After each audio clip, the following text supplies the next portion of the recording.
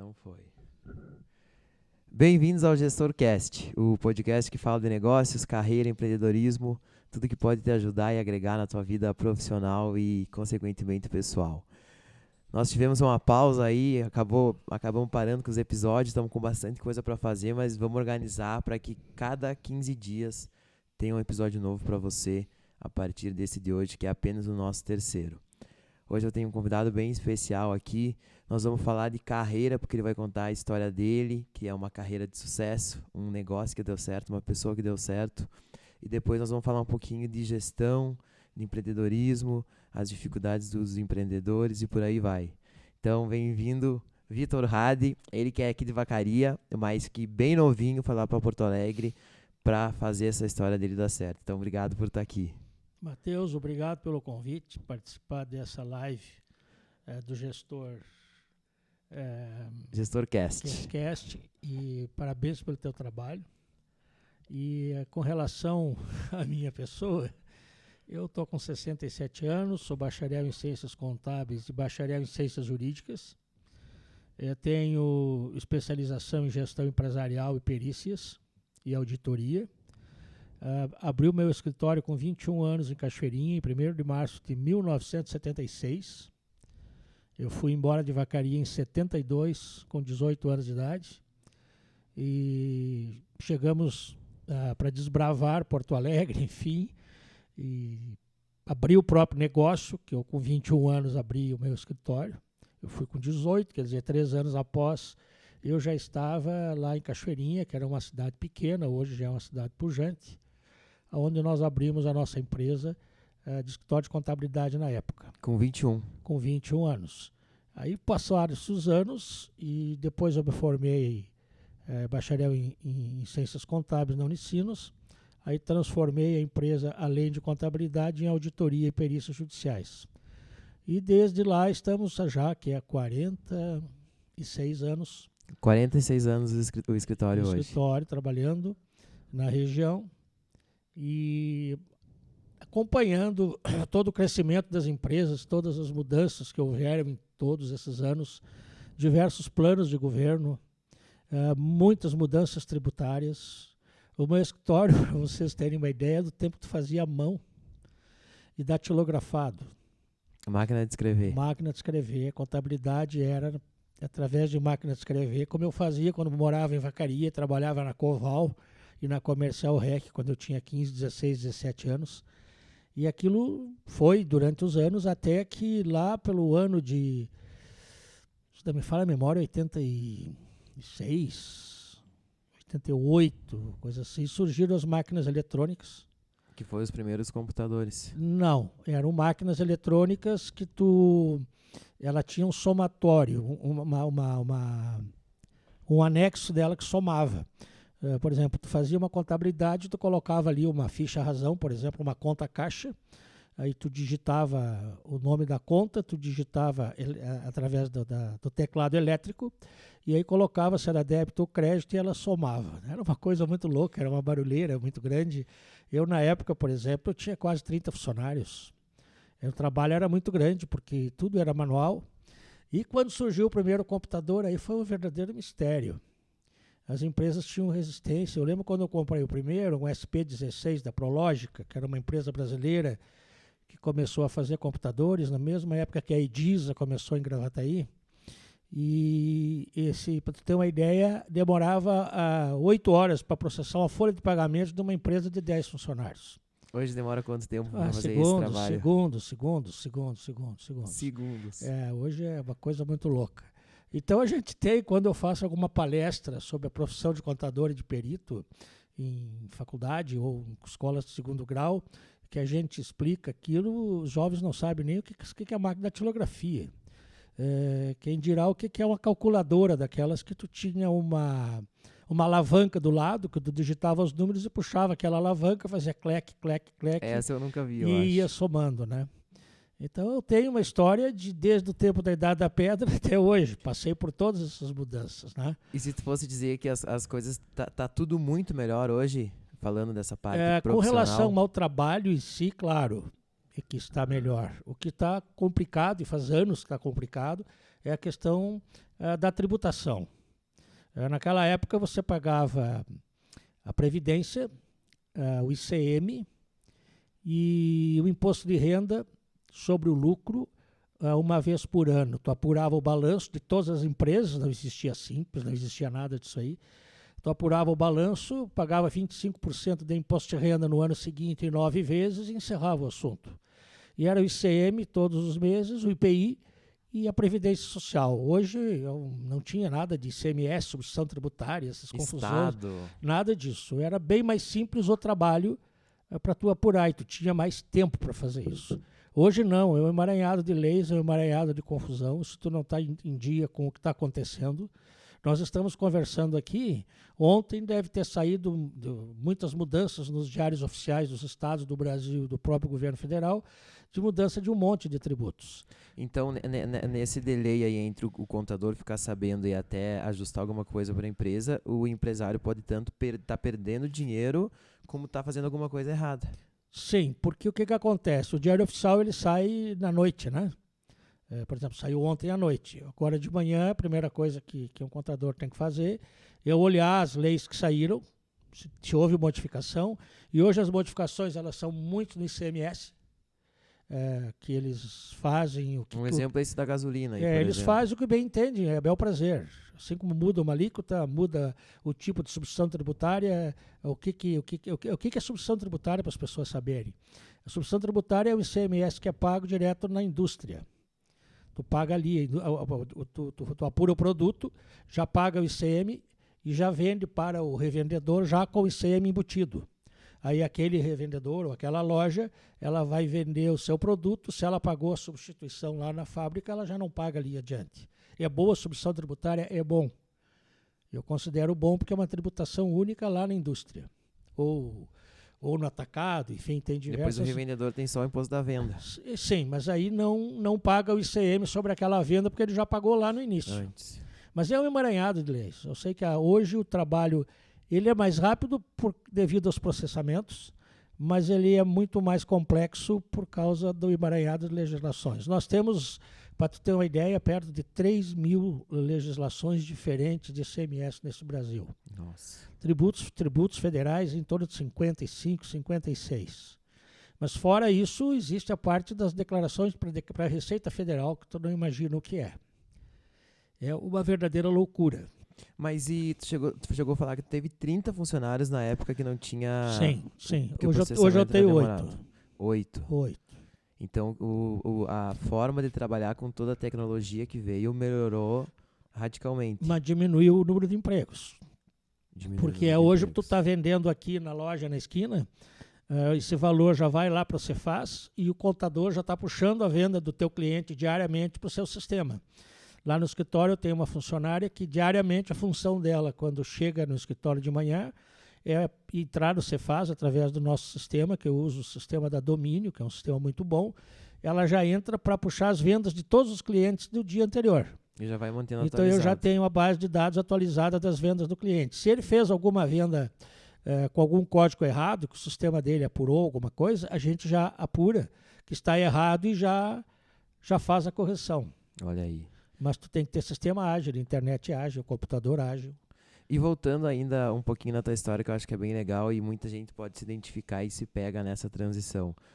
Tu sempre soube que queria contabilidade, assim, ou quando que te acendeu isso? Quando eu era jovem, que eu tinha lá seus meus 15, 16 anos, eu queria ser médico.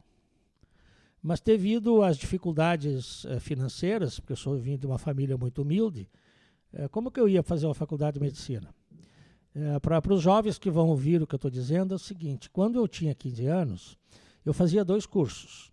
Eu estudava o científico pela manhã no Colégio Estadual aqui em Vacaria. Para que é o científico? Que é para quem quisesse fazer um vestibular para as faculdades mais difíceis. Mais difíceis que eu digo mais técnicas ou mais na área de biologia, na área de física, matemática, enfim. Quem quisesse fazer vestibular para a área humana estudava o clássico. Uhum. Então eu fazia o científico de manhã. Com 15 anos, na parte da tarde, eu trabalhava na Comercial Rec, na contabilidade, fazendo diário e razão, que era a contabilidade. Então aí que a contabilidade começou a entrar na tua vida. Isso, porque eu precisava de dinheiro, eu precisava trabalhar. Então, já com 15 anos eu comecei ali, até os 18, depois dali eu fui para a Coval, que era a cooperativa de leite que tinha em Vacaria, e não tinha muita gente que trabalhasse em contabilidade, e eu, graças, sei lá, ele era muito ágil. Então, a Coval me levou, até me pagou, na época, o dobro do que eu ganhava no REC. E à noite eu fazia o técnico contábil no Colégio São Francisco, que hoje não existe mais em Vacaria. E nessa época, esse técnico aí já te fazia... Sim, técnico contábil, tu tinha profissão de técnico contabilidade com CRC e tudo. Hoje não tem mais técnico contábil, não tem mais CRC para técnico contábil. Tu vira contador depois da faculdade. É só com a faculdade. E, E daí eu fui fazer vestibular, fiz vestibular, tu vai rir do que eu vou dizer. Como eu não passei em medicina, eu fui fazer nutrição. Nutrição. Fez alguns anos de nutrição, digo, mas só um pouquinho, eu tô no lugar errado, né? Mas daí tu chegou a fazer faculdade de nutrição? Fiz 3 anos, rapaz. Essa eu não sabia. Aí eu fui para ciências contábeis, que é o que eu realmente... Que era da minha profissão, eu já estava já com o escritório aberto, né? Mas então tu começou a trabalhar com 15, aí com 17 tu foi para outra empresa?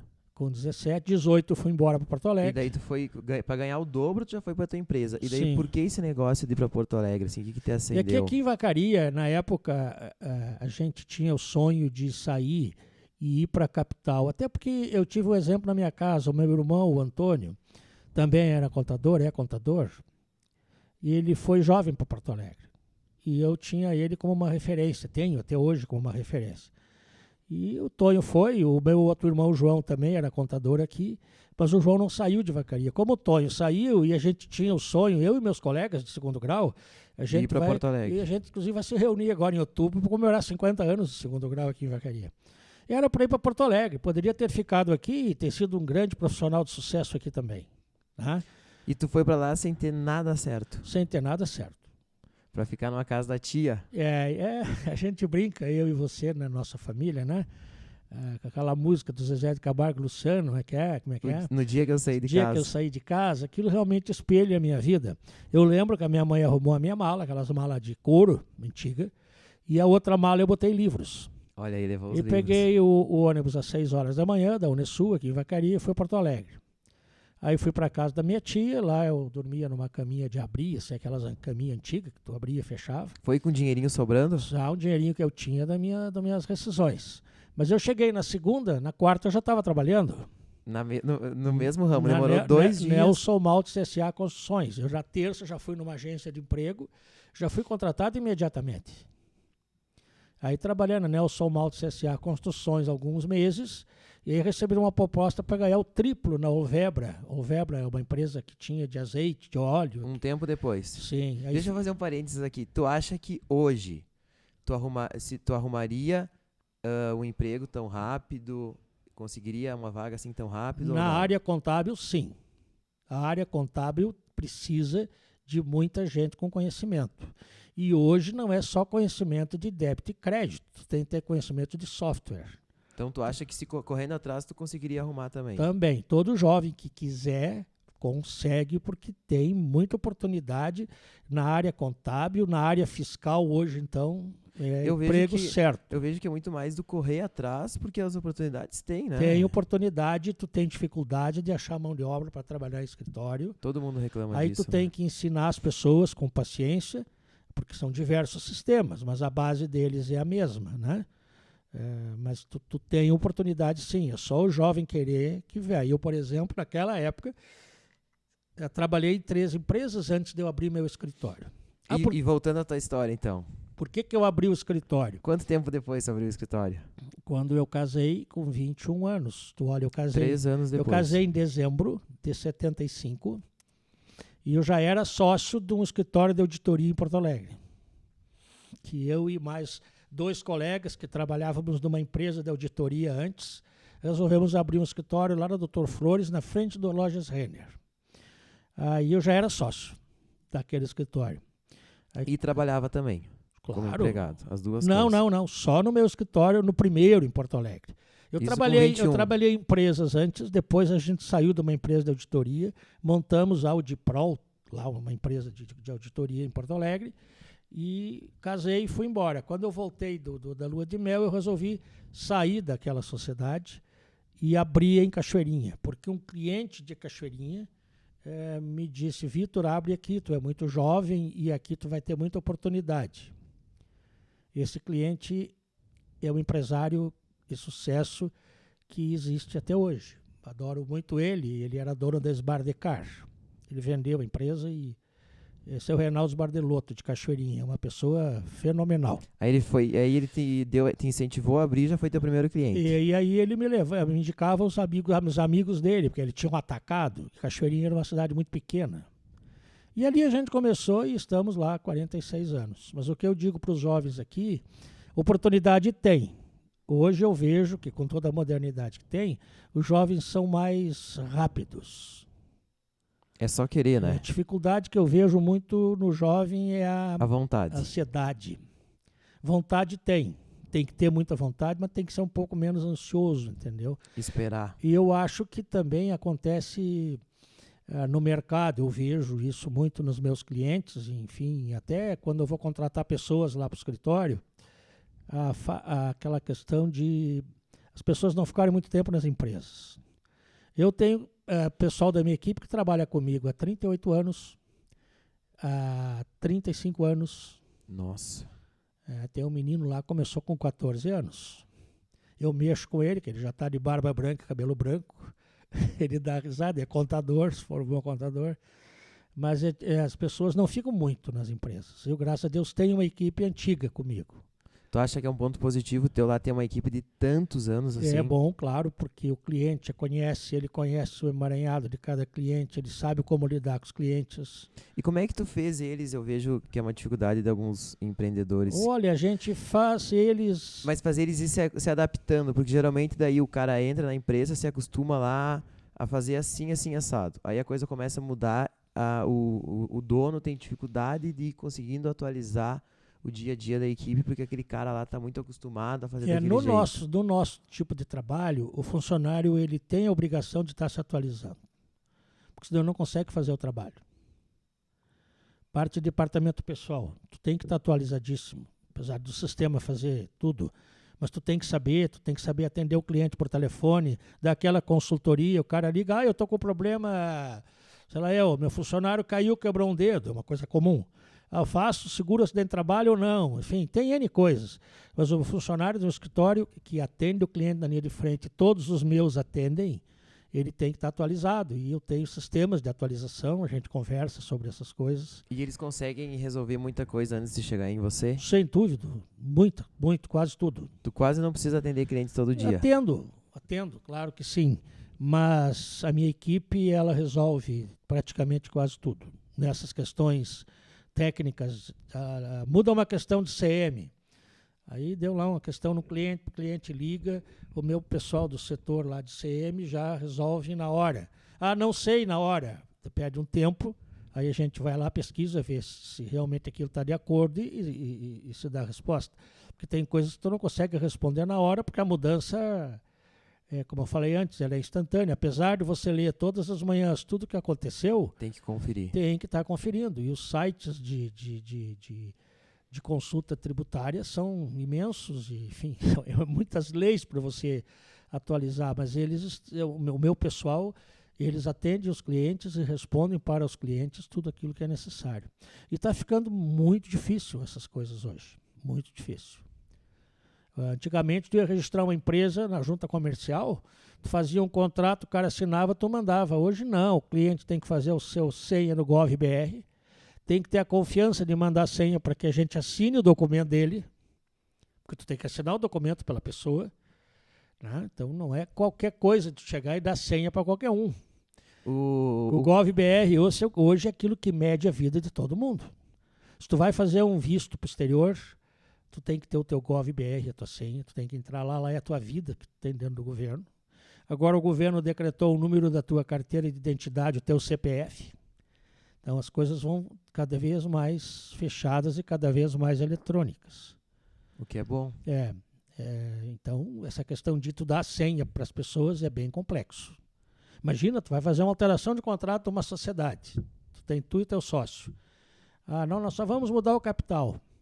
Aí tu pega uma pessoa mal intencionada com o teu GovBR, ao invés de mudar o capital, só muda a tua participação, ou muda uma regra de administração, tu não sabe. Isso pesa a importância do contador para um negócio. Sem dúvida, e da confiança, e da credibilidade, e da ética que tu tem que ter com as pessoas e com as empresas, porque não é brincadeira, né? E por que tu acha que o contador, às vezes, acabou se tornando como aquele mal necessário? Tipo, precisa ter. Não. Que falha que tem aí na comunicação? Essa questão aí do mal necessário que falam, foi um desvirtuamento que ocorreu, porque, na realidade, o contador, dentro da área das ciências econômicas, administração, economia e contábeis, é o mais completo de todos. O contador, além dele conhecer contabilidade, dele saber das leis para ajudar a empresa, ele também tem que saber de gestão. Ele também tem que saber de marketing. Ele também tem que saber de novidades, como esse papo que a gente está tendo aqui, né? Aquela história do contador pagar só para fazer a guia para eu pagar, isso aí se errou. Isso aí não existe. É uma interpretação errada que se deu. E até aí os líderes nossos, enfim, da questão contábil podem ter falhado durante a vida, enfim, divulgação das coisas que se faz, mas é uma profissão completa. Tá? Você, como consultor, tu vai numa empresa prestar o teu trabalho, tu vai lá, trabalha com uma planilha de fluxo de caixa. O que é aquilo? É uma contabilidade. Aí tu vai fazer ali previsão de compra, previsão de venda, margem de lucro, é uma contabilidade. Lá no curso de administração, tu tem uma matéria de contabilidade ou outra. Mas lá no curso de contábeis, tu tem diversas matérias de contabilidade e análise. Então, o próprio empreendedor tem que começar a enxergar que ali pode ter uma boa ferramenta para ele usar ela melhor e ter mais resultado com o negócio. Sem dúvida nenhuma. Sem dúvida nenhuma. Existe uma dificuldade com relação ao empresário, porque a gente quer fazer uma contabilidade e ter um balanço. Para sentar com o dono da empresa, vamos analisar o teu balanço, teus resultados. Diminuiu muito a sonegação no Brasil, devido à nota eletrônica, os cartões de crédito hoje, se tu não tirar nota, o governo pega, enfim. Mas tu tem que ter os dados concretos, ele tem que te dar aquilo ali para tu colocar dentro do sistema e gerar os relatórios e fazer uma análise de crescimento, de rentabilidade, enfim, uma série de coisas para poder ajudar ele. Eu vou te dar um outro exemplo.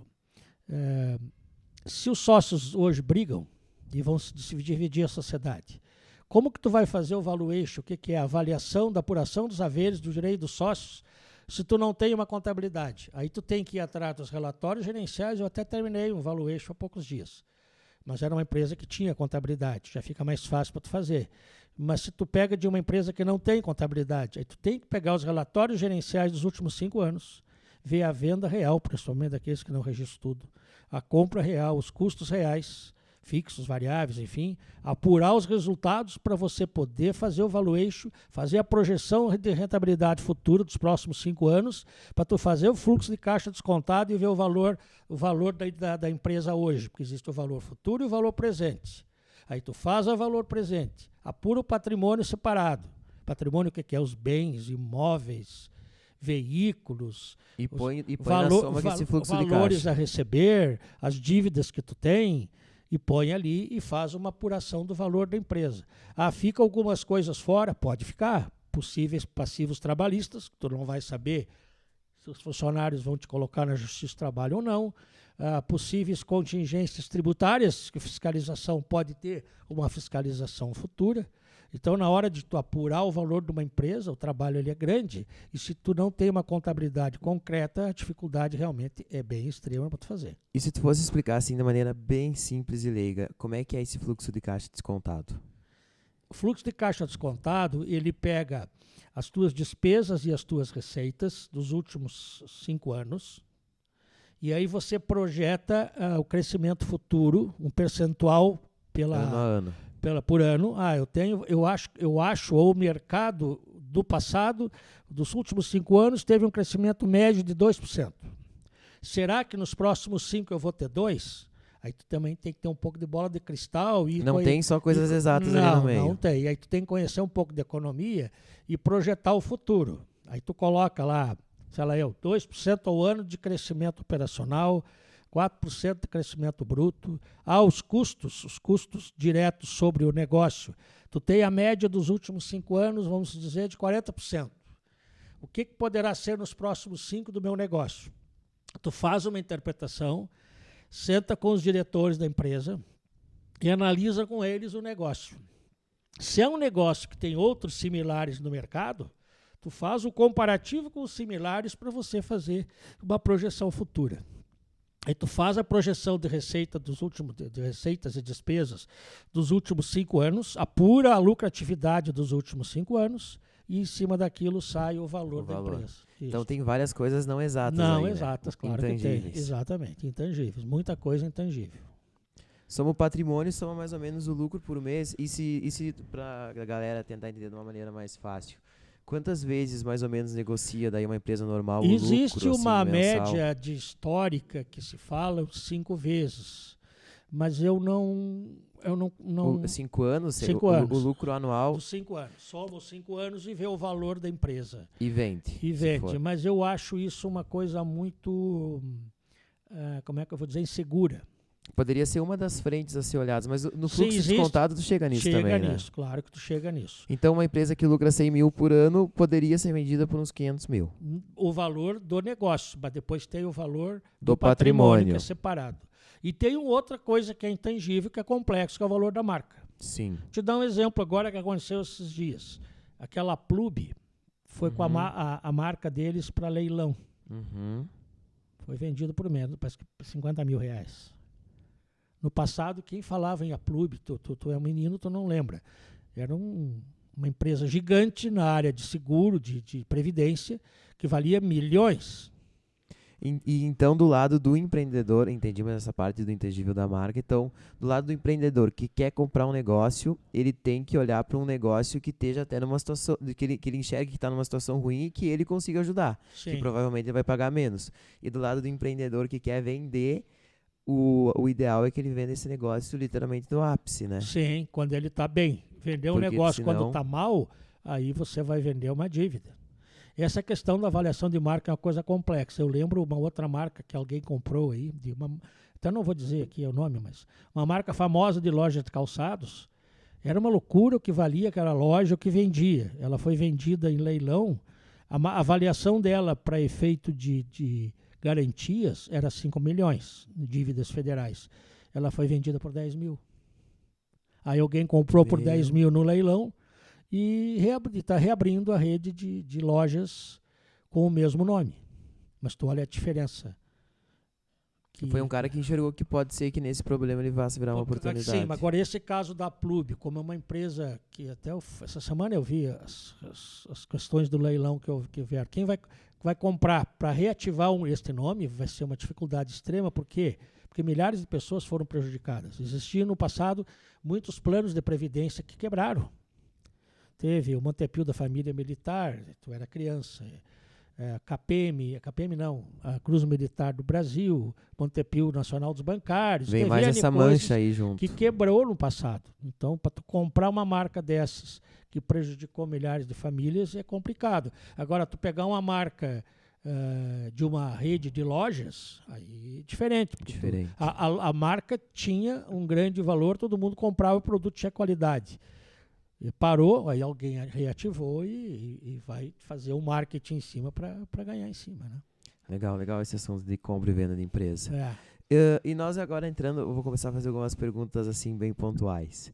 Qual que tu acha que é, das empresas que tu atende, como que tu vê a maior dificuldade que eles têm? Vender mais, lucrar mais, falar de dificuldade que tu vê nas empresas que tu tá perto. As empresas, eu não digo todas, tá?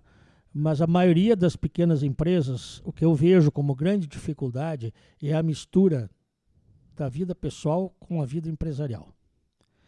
Eu vendi R$300 mil por mês. Eu tive um lucro lá, 40 mil. O cara, além de tirar os 40, tira mais o que não pode. Não. O empresário pequeno, ele tem que ter um limite. Ele tem que ter um valor fixo por mês e deixa o lucro quieto. Vai fazer a sua economia com o lucro para receber futuro ou reinvestir o lucro no próprio negócio. Uma outra coisa que eu vejo também é que o pequeno empresário ele não enxerga o seu próprio estoque. Ele tem que saber lidar com o estoque. Hoje não há necessidade de ficar com o estoque grande de muitas coisas. Tu tem que rodar o teu estoque. E eu vejo que a maioria dos pequenos, mesmo que tenha um sistema que ele ache que seja organizado, ele não olha aquilo no dia a dia. Ele Sim. tem que saber girar o estoque, porque o empresário nosso tem aquela mania de pagar boleto. Não. Eu olho o meu estoque, vejo a rentabilidade que ele está me dando, quanto tempo ele está ali, para ver se ele já está ocioso ou não. E tem que estar sempre renovando e não precisa ter estoque muito grande. Essa coisa do estoque eu pego em muita empresa. E é um simples cálculo, né? Quanto tu tem de valor de venda no teu estoque, ou melhor, quanto tu vende por mês, até pra galera já entender. Tipo, vendo 100 mil. Quanto que tu de valor que tu tem em estoque? Ah, tem 1 milhão. Então, teu estoque tá gerando 10%, né? Tá dando 0,1. Tu tem estoque para 10 meses. Então, às vezes, o cara tá lá apurado para pagar as contas, sendo que ali ele tem um ativo ali para 10 meses parado, que podia estar esse dinheiro ou na conta dele ou na mão do cliente já vendendo, né? Por uma simples falta de controle ou uma ilusão que controla, né? E esse olhar tão micro do empreendedor, de olhar para o boleto, de olhar para aquele produto que falta, acaba ele fazendo ele não ver o todo, que assim, puta, faltou aquele um produto lá, meu estoque tá baixo. Não, faltou um, mas tu tinha os outros 100 todos lá, né? Então eu acho que já está entrando então mais nos erros dos empreendedores. Esse olhar muito micro também eu acho que atrapalha, né? Sim. Sim. É muito detalhe, é muita mão na massa. Mas tem que olhar. Se ele não está olhando, ele tem que ter alguém dentro da empresa, dentro do sistema, porque as grandes empresas, tu pensa que os diretores, os gerentes, eles passam o dia se envolvendo em muitas coisas. Não, eles olham nas planilhas lá como é que eu vou te dizer, Eu digo que o empresário, eu tento fazer isso nas empresas, ele tem que ter o negócio dele como um painel de um carro. Exatamente. Ele vai olhar ali, ele tem que olhar as minúcias ali, para poder ver se está atingindo ou não está atingindo aquilo que ele quer. E eu já vou repetir o que eu falei antes, não deve misturar o teu enriquecimento pessoal, se é que vai se enriquecer, se é que comprar um carro aí de 300, 400 mil e pagar uma prestação de 10, 15 mil para satisfação pessoal, porque eu estou andando num carro de luxo na rua, se eu posso ou não posso pagar aquela prestação. Muitos não querem saber, eles querem ostentar. Então tu acha que o ego atrapalha? Muito, Nossa Senhora. Hoje, então, com as redes sociais aí, o que tu mais vê é ego. Instagram, Facebook, essas coisas, e TikTok, só vê ego. E o empresário acaba caindo nessa. Mas é óbvio. Aí tu vai ter aquilo que tu não pode ter. Tu tá tirando as coisas da tua empresa, que é o teu futuro, do teu crescimento, para tu satisfazer o ego pessoal do dia a dia. E tu acha que então ele é muito curtoprazista também? Muito. Não pensa a longo prazo. E tem que se pensar a longo prazo.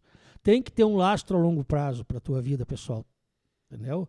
A própria empresa tem que ter um lastro a longo prazo. Sim, que esse carro aí que ele pagou 300 no final do financiamento vai valer Mas 200. Mas tu imagina quanto que ele tirou da empresa para ter um carro caríssimo para andar na rua para os outros olharem. Eu agora, quando vim para a Vacaria, vim prestando atenção no crescimento que eu vi nas cidades que eu passei. É assustador o que tem de crescimento. Região ali de Caxias, Antônio Prado, Flores da Cunha, é uma loucura. Aqui a região de Vacaria, olha o que está crescendo, olha o que tem de empresas que há anos atrás eram um pavilhãozinho pequeno, hoje é um negócio gigante. Eu garanto que a pessoa que fez isso aí, o jovem que abriu esse negócio, ele teve uma visão de futuro e não teve aquela coisa imediata de ele querer satisfazer o ego dele. Ele viveu uma vida simples por um tempo bem maior. Exatamente. Para daí lá na frente. Olha o que tem aqui de empresas que a gente via, tu é daqui, conhece desde criança. E dá assessoria para muitas empresas aqui. Eu fiquei impressionado, sempre que eu venho para cá, eu presto atenção nisso. O cara tinha um pavilhão pequeno, hoje tem 30 pavilhões e um negócio a milhão sendo divulgado no Brasil inteiro. Isso é bonito. Foi construindo e aquilo escalou depois. Claro, eu garanto que esse empresário fez o negócio dele com calma, com determinação, sem ostentação, sem ego. Em vez de construir a casa nova, construir um pavilhão novo. Foi indo devagarzinho e está aí hoje. Mas é um exemplo que as pessoas têm que seguir. Mas É difícil quando eu vou conversar com algum cliente para estar em dificuldade financeira. Bom, vamos ver o que está acontecendo com a empresa. Primeira coisa que eu olho. Que carro tu tem? Ah, eu tenho a BMW. Vende. Vai comprar um Gol para te andar. E pega o dinheiro da BMW e investe no teu negócio para o teu negócio crescer. E aí? Ah, tem alguns que não gostam. Mas o que eu vou fazer? Eu tenho que ser realista. Então tu veja, o ego e o curto-prazismo acaba fazendo ele misturar a vida pessoal com o negócio. Sem dúvida nenhuma. E tu nem diria que é venda um dos problemas dos negócios que tu É atende? claro que tem venda, sem dúvida nenhuma. Porque existem os nichos de mercado que têm as fases de venda. O comércio, vamos falar. A indústria já é uma coisa mais complexa, porque ela já é direcionada ao produto, ao mercado do produto. Se aquele mercado cresceu, ela vai vender. O macro importa bem mais Agora, aí, na né? pandemia, por exemplo, os clientes que eu tenho de indústria metalúrgica lá, só 2 que tiveram dificuldade. O resto teve produção mais do que o normal. Porque o produto dele... O cenário macro estava fazendo o micro da empresa Com crescer. ele crescesse, entendeu? O comércio já é diferente. O comércio na pandemia, quem cresceu? Farmácia e supermercado. Esses foram os que mais cresceram. Olha o que está abrindo de supermercado e atacarejo na região. Estão vindo agora os Catarina para o Rio Grande do Sul, a Forte Atacadista eu sei que vem. Lá em Gravataí ia abrir um Zafari, daqueles grandes. Aí o Zafari resolveu abrir um atacarejo deles. Quer dizer, esse ramo está E tu acha... crescendo muito, em ebulição muito grande. Entendeu? Mas então, mais que as vendas, é as finanças. Sem dúvida nenhuma. Isso que é uma coisa que eu também me chama muita atenção, porque assim, cara, é da porta pra dentro.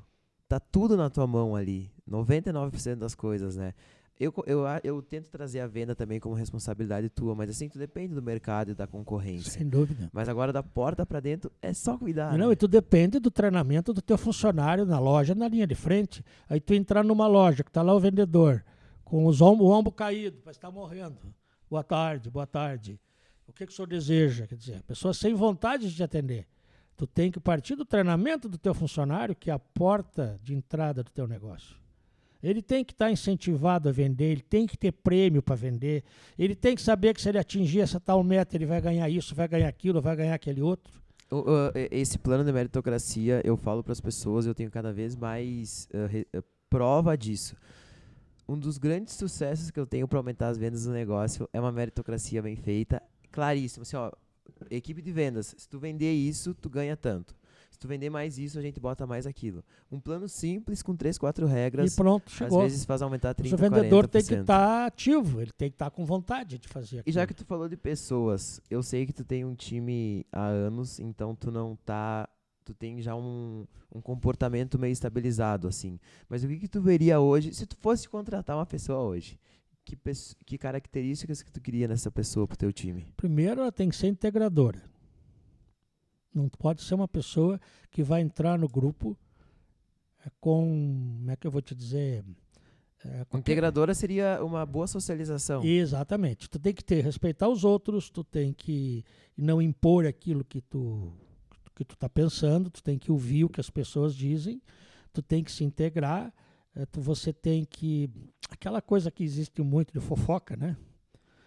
Tu tem que evitar de se meter na vida dos outros. Primeiro tem que ser integradora, tem que ser dinâmica.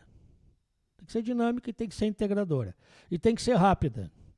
Tu vai me perguntar, eu tenho, todas as pessoas têm problemas com relacionamento, enfim, com colaboradores, todo mundo tem.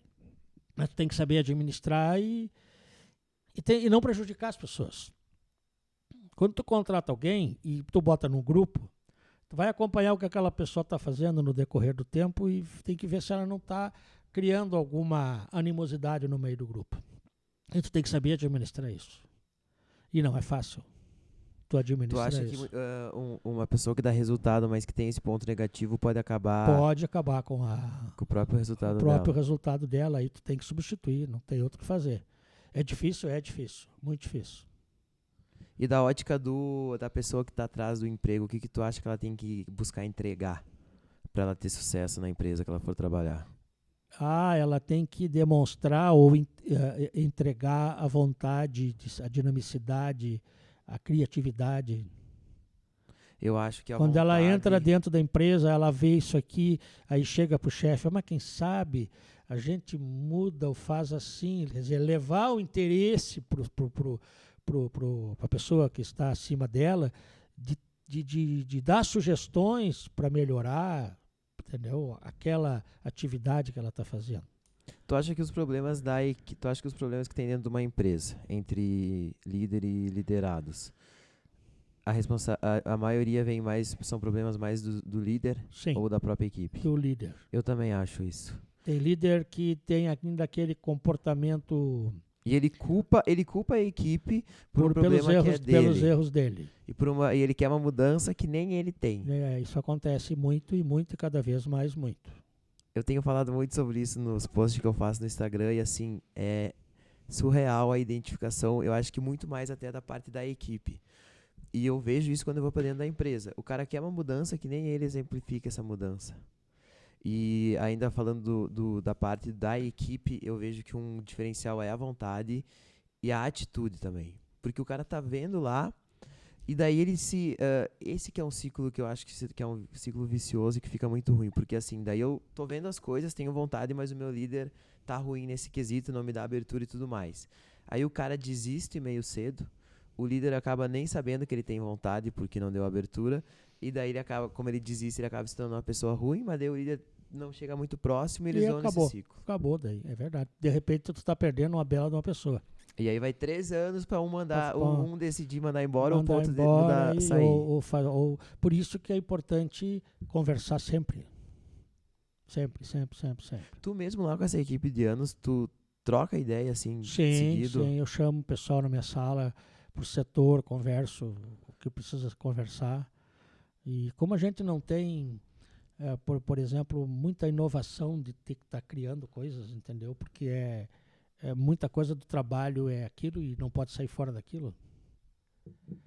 Eu vejo pelas coisas que a gente conversa que tu conseguiu ter uma equipe bem produtiva. Sim. Eu dou consultoria, eu passo por alguns, já passei, conversei com bastante contadores aqui. Como é que tu acha que tu conseguiu tornar esse negócio tão produtivo assim? Olha, Matheus, isso aí mais foi pelo fato, sei lá, do jeito da liberdade para eles trabalharem e não ficar incomodando toda hora. Quando tu vê que tem algum probleminha, um erro, coisa assim, tu chama reservadamente, conversa. Questão da liberdade e respeitar as pessoas. No decorrer do teu amadurecimento, tu acha que tu se estressava e se incomodava mais do que hoje? Eu era muito centralizador. Muito. Eu centralizava tudo, nem férias tirava. Eu ficava no escritório da manhã à noite todos os dias. Eu ia para a praia sexta de noite e voltava domingo de noite ou segunda de madrugada. Eu centralizava tudo, eu queria olhar tudo, ver tudo, tomar conta de tudo. E tu acha que isso te ajudou a chegar onde tu chegou hoje? Ou tu acha que tu estaria hoje no mesmo lugar ou até mais se não fosse um caminho assim? Não, eu acho que foi bom ter mudado até para a minha própria saúde, entendeu? E até para quem trabalhava comigo. Mas tu ter feito isso lá... Foi muito bom. Foi muito bom, né? Sem dúvida. Mas, porque por exemplo, eu tô viajando, tu acha que algum cliente me liga assim, só num caso de extrema urgência. Eles resolvem tudo com a minha equipe. Mas isso é uma grande coisa que a gente tem que ter muito cuidado com as... Porque hoje, vamos supor, tu já tá com o negócio estabilizado, tu já deu certo, tá bom, tá tudo certo. Então, assim... Foram 46 anos de luta, né? Então, assim, é isso que a gente tem que ter um cuidado enorme. As pessoas que tu conversa e elas deram certo, tu tá querendo dar certo, muito mais importa o que ela fez do que ela faz hoje em dia, né? E tu acha... É ou não é? Então, Sim. assim, tu fazia uma rotina de trabalho muito mais intensa, até centralizadora, que querendo ou não fez a diferença, né? Claro, sem dúvida. Por mais que hoje tu enxerga como uma coisa ruim, por um momento teu de hoje. É sim, isso, né? Sim, mas antigamente ela fez toda a diferença. Era obrigado, até porque, como eu vou te dizer, as coisas não eram tão dinâmicas quanto hoje, né? Hoje um cliente me liga, vamos dizer que eu não tenha conseguido falar com alguém ou estava ocupado, eu aqui no celular eu tenho todo o banco de dados de qualquer coisa, de qualquer lei, de qualquer coisa, e respondo para ele na hora. Eu posso estar lá na Austrália, como eu já fui para lá, enfim, e o fuso horário é diferente, o cara já mandou, eu já tenho, já vi, já respondo, já está resolvido o problema. Então esse dinamismo de hoje também facilita Mas para estar nossa, um pouco mais... facilita um monte, sem dúvida nenhuma. E falando de mudanças, então, tu acha, pro cara que quer abrir um negócio hoje, é mais fácil hoje ou era mais fácil há 20 anos atrás? É mais fácil hoje, Tu tem essa visão, eu também acho. Devido à questão dos sistemas que você tem no mercado prontos para botar o teu negócio. E essa história que hoje tem mais concorrência? Primeira coisa, tu tem que ter um plano de negócio bem feito, tu tem que ter um sistema bem feito, alimentar direito o sistema, saber analisar ele para tomar tuas decisões. Não é aquela história de abrir um negócio, encher de mercadoria lá dentro e já começar a vender. Tem que ter tudo planejado. Nós há pouco viemos de um almoço ali, de um sushi, eu e você, um local muito bem planejado e um negócio muito bem feito. Preço bom, produto bom, tem tudo na mão. Exatamente. Isso tem que ser.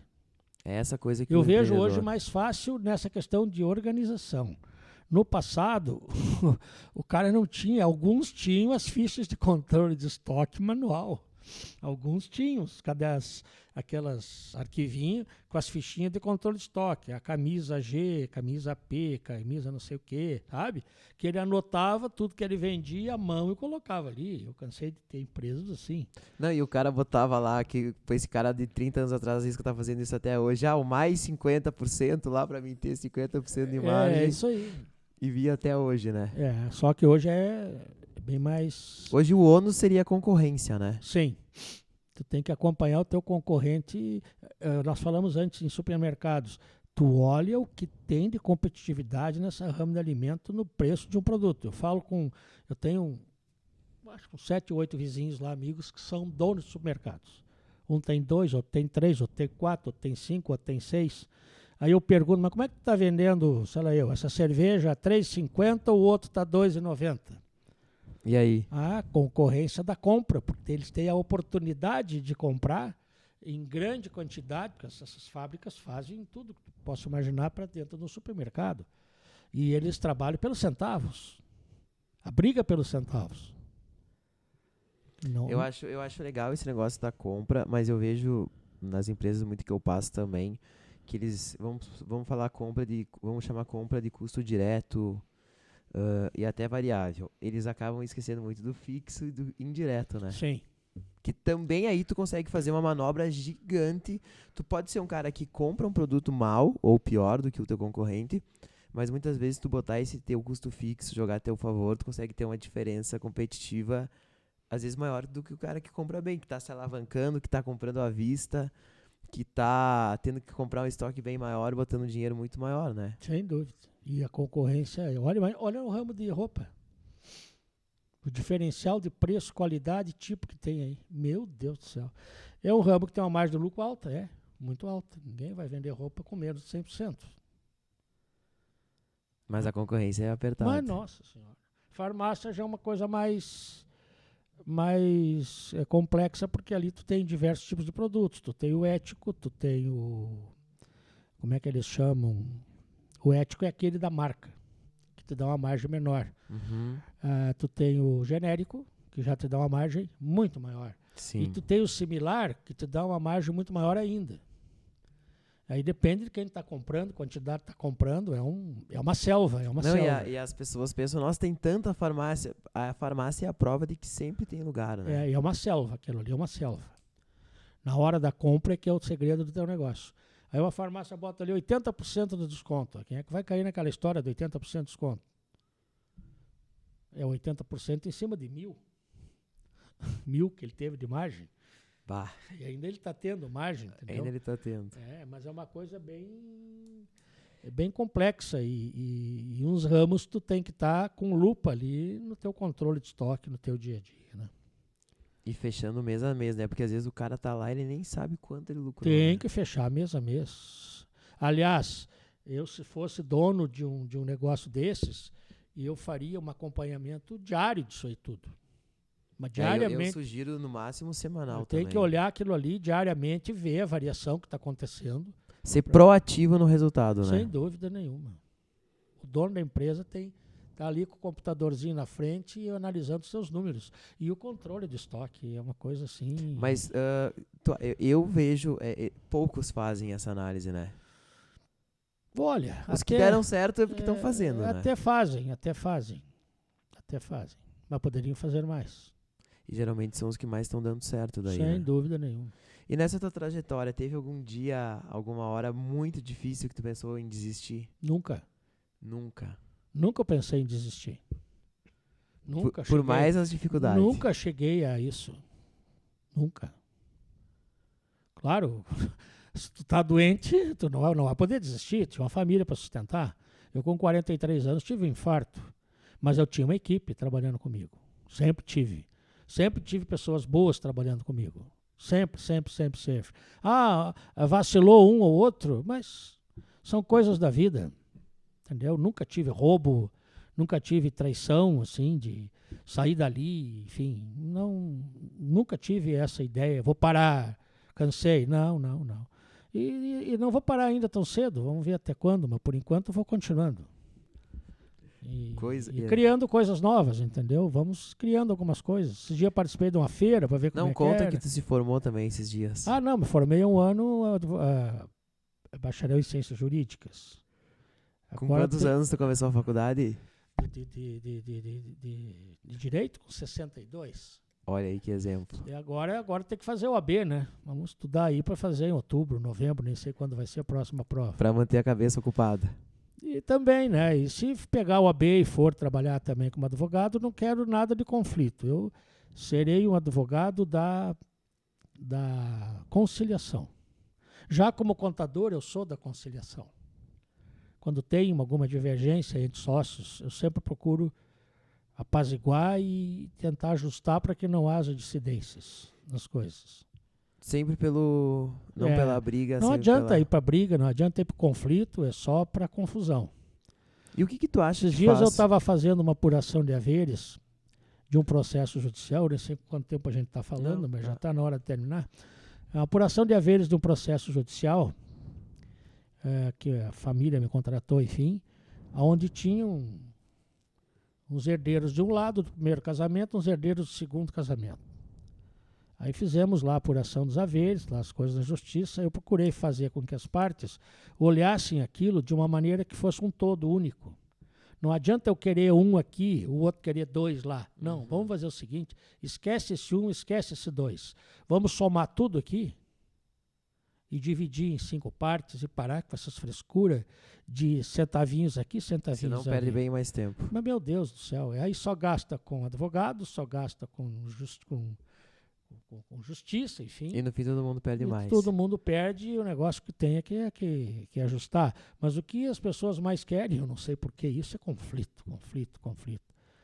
Conflito e coisas complexas, parece também, né? Por isso que as pessoas menosprezam tanto o simples. Tudo é simples. Que às vezes é o que mais funciona, né? Tudo é simples. Só tu ter tranquilidade, tu resolve. E para nós quase encerrar, o que tu acha que faz o empreendedor, que nem tu, por mais que eu vejo, te conhecendo, acho que tu tem um bom equilíbrio entre trabalho e vida pessoal, como tu falou, depois de certo tempo. Mas o que tu acha que faz a pessoa não se acomodar? O que o empreendedor ele tem que pensar todo dia, assim, para ele não deixar se acomodando e parando? Que é o que acontece muito com vários. Para isso, eu, pelo menos, por que eu fui fazer direito? Para ter algo novo. Para chegar lá adiante, eu vou dar uma diminuída na contabilidade e vou atuar mais nessa área. Foi bom ter feito? Foi. Convivi com jovens, eu era o mais velho. Tinha uns 2 ou 3, um pouco mais novos do que eu, mas na faixa de 60 anos. Convivi muito com muitos jovens. Tive atritos com muitos professores, porque eu via que eles não iam dar aula, eles iam ler. Pouca prática. Ler o código, não. Pessoal que costuma ler. Não adianta tu ir para lá, sala de aula, ler. Tu tem que ir para a sala de aula mostrar o teu conhecimento. A pegar um código civil e ler, eu pego e leio, qualquer um lê. Agora tu explicar. Tu tem que saber fazer isso. Foi bom ter feito, foi. Agora vamos estudar para passar na prova, enfim. Mas tem coisas que... Agora, por exemplo, eu devo começar a fazer algum curso aí desses negócios de redes sociais. Ontem tu me deu uma aulinha aqui, mas tem um curso aí que eu vi pelo Sebrae, eu vou fazer, porque tu tem que estar atualizado das redes sociais. Eu tenho algumas coisas do meu escritório, tenho informativo, tenho site. Quem quiser entrar, entra lá no radiocontábil.com.br, existe lá um item chamado Estante. Tu clica naquele item lá e tem os informativos mensais. Isso, vamos aproveitar, quem quiser te achar, te acha como? Diz o site aí de novo pra galera. O site é RAHD, contábil.com.br. O Instagram quase vem antes do site hoje em dia. O Instagram é VRádio, acho que nem sei direito. Mas é só botar ali Vitor Rádio que vai aparecer. E o e-mail, auditor@radio.com.br. Atende cliente de fora? Atendo qualquer cliente, tudo que é canto. Já tive cliente até no Amazonas. Olha aí. Até aqui em Vacaria eu já tive no passado. Uhum. Mas tem determinadas coisas, por exemplo, que até numa reunião do Sindiloja na quinta-feira eu não pude ir, que a gente está ajudando o Sindiloja da cidade lá de Cachoeirinha a reerguer. Uma das colegas lá da diretoria, eu vi a ata, né? Ela falou na reunião, disse, mas nós vamos fazer um informativo do Sindilojas. Ela disse na reunião, e está escrito na ata, até a semana que vem vou brincar com ela. Não, informativo tem que ser igual ao do seu Vitor, que todos os meses eu fico aguardando que venha, porque aquilo ali me ensina um monte. Mas se tu entrar no meu site, tem lá stand, lá tem, é uma empresa de Santa Catarina que faz o informativo, a gente manda matéria também, enfim, que ajuda num monte de coisas, né? E tá lá no teu site. Isso. E no Instagram a gente está fazendo algumas coisinhas, assim, por enquanto, um informativo semanal, 2. Pode ser até ter longo texto. Tem alguns que até é um pouco longo. Essa semana eu acho que saiu sobre devolução de imposto de renda, não estou lembrado. Mas já fez até live também, tudo, sim, né? A gente faz junto com o Dr. Leonardo, que é o meu mestre de direito tributário. Já fizemos sobre... Eu já fiz sobre imposto de renda, fizemos sobre SCP, fizemos sobre holding, que a holding hoje é um tipo de empresa que as pessoas que têm patrimônio têm que fazer, que aí é um tema para uma outra conversa nossa. Mas já fica o conselho. Isso. Pessoa que tem um bom patrimônio tem que olhar para esse negócio aí. Tem que olhar para a holding. E se quiser, entre em contato comigo que a gente faz tudo. É isso aí, não pode nunca perder a oportunidade. Claro, de jeito nenhum. E tu que é um bom, para nós terminar, tu que é um bom leitor e assiste um monte de filme, dá um filme e um livro pra galera ler, ou alguma coisa que tu gostou muito e que até te transformou em algum sentido. Filme, tem tanto filme, eu vejo tanto filme. Tu que vê se tu quer falar um filme que vai agregar no pessoal, no profissional, ou tu que escolhe? Olha, tem um filme que é muito interessante, que como é o nome daquele cientista que foi o primeiro do computador, que criou aquela máquina na Segunda Guerra. Não estou lembrado o nome agora, desculpa, Matheus. Ele foi o do primórdio, foi o que fez uma máquina que leu os códigos que os alemães mandavam secreto, e aí eles conseguiram... eu não lembro o nome do filme, não lembro nem o nome dele. Alan Turner é o nome dele. É um filme interessante que mostra a vontade de um homem, a luta que ele teve para reunir os ingleses e fazer aquela máquina gigante lá do tamanho de um pavilhão, que conseguia pegar os dados que os alemães mandavam via telégrafo e desvendava aquilo e sabia onde eles iam atacar. O cientista chamava Alan Turner, o nome do filme realmente eu não estou lembrado. E um livro? Tem um outro filme também Pode ser outro filme também. Que também é muito interessante, que ensina muito, tanto para o lado da maldade quanto para o lado da bondade, que é O Poderoso Chefão. Aquele filme ali, se tu for interpretar o próprio Marlon Brando, que faz o papel do Poderoso Chefão, meu Deus do céu, é um show de interpretação, e é um filme que é um show de exemplo de vida de ambos os lados. É forte. E tem mais um monte de filme. Eu vejo poderia muito, ser um comentarista do Oscar. Eu vejo muito filme. Sim, e livro? Dá um livro pra galera aí ler. Um livro. Pense e enriqueça. Mais Esperto que o Diabo. Tu leu Mais Esperto que o Diabo? Sim. Bom também, né? Bom.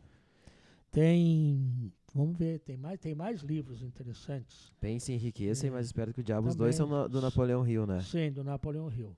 Mas tem mais livros. Agora sim, não me Não, mas já cabeça. tava lendo esses dois. Eu também sempre recomendo Mais Esperto que o Diabo. Eu acho que ele... Eu me lembro quando veio para o Brasil, o afiliado meu que trouxe, que comprou os direitos. Ele comprou os direitos e até eu abri uma empresa para ele na época, ele tem até hoje. E eu pensei, mas esse rapaz é doido, né? Trazer... Já sabia que existia o Pense em Riqueza, enfim. Aí ele comprou o direito de diversos livros do Napoleão Hill. E ele lançou. E hoje demorou muito. E hoje é um sucesso total. E ele 100 milhões de cópias vendidas, parece, hoje no é o mundo. show. Ele, enfim, teve sucesso com a visão dele. Um rapaz com muita visão de futuro. Eu vou dar um livro que eu até nunca dei, mas quem me conhece eu sempre falo, já te falei um monte, é o Princípios do Rei Dalio. Esse livro, pra mim, até hoje, eu acho que ele é uma bíblia da vida e do negócio. E pra pessoa que quer, se tu iria gostar também, já recomendei também pra ti o Comece pelo Porquê do Simon Sinek, que daí Eu tem... Tem uma, não li ainda. É, Eu vamos falar também no Homo Sapiens, que é um livro que eu li numa viagem. Excelente o livro. Eu li numa viagem. Quando eu fui à Austrália, durante toda a viagem eu li o livro. Bem interessante. E depois tem o outro livro do autor do Homo Sapiens.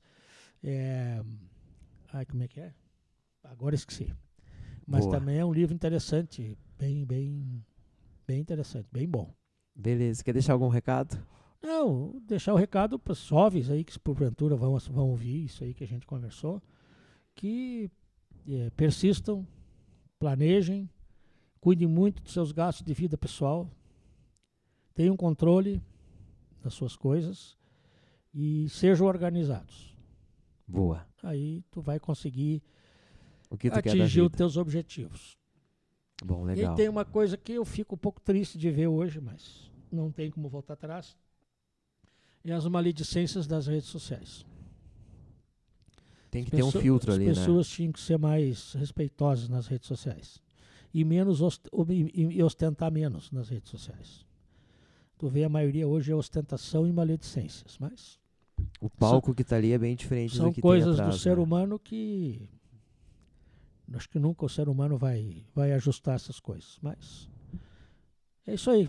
Obrigado, Beleza. Matheus, e vamos conversar a próxima vez sobre holding. Vamos. Então tá, eu que agradeço. Foi bem legal. Uma aula, como sempre.